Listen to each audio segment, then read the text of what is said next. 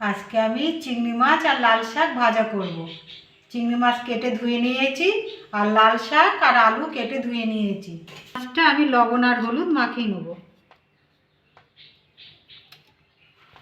হলুদ দিয়ে দেবো, ভালো করে মাখিয়ে নেব।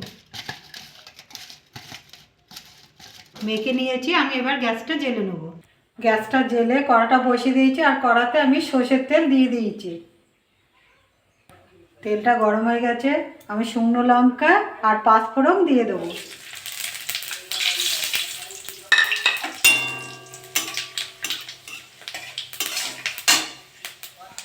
শুকনো লঙ্কা পাঁচফোড়নটা ভাজা হয়ে গেছে, গন্ধ বেরিয়ে গেছে। আমি কটা রসুন থেতো করে রেখেছি, এটা দিয়ে দেবো। আর একটা বড় পেঁয়াজ কেটে রেখেছি, এটাও দিয়ে দেবো।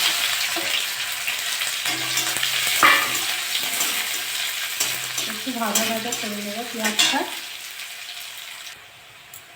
পেঁয়াজটা একটু ভাজা ভাজা হয়ে গেছে, আমি এবার চিংড়ি মাছগুলো দিয়ে দেবো।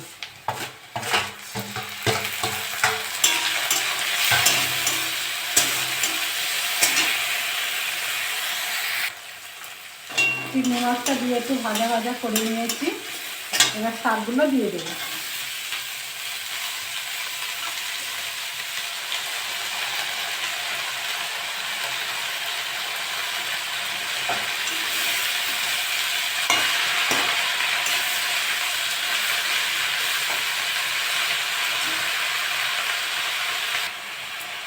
শাকটা আমি একটু হলুদ দিয়ে দেবো,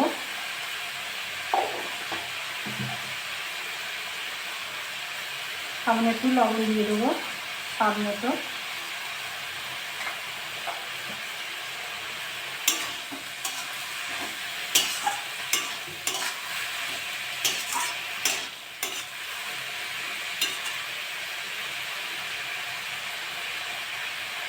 শাকটা একটু ভাজা ভাজা করবো।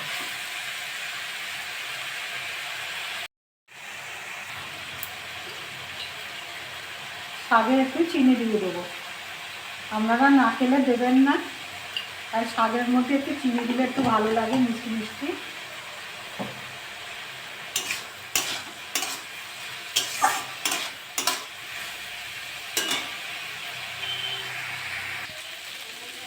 শাকটা আর একটু ভাজা ভাজা করবো।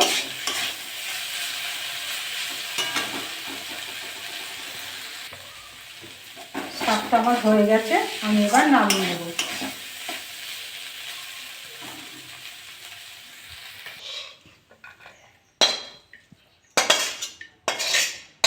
দেখুন কি সুন্দর হয়েছে, এরকম করে বাড়িতে করে খাবেন।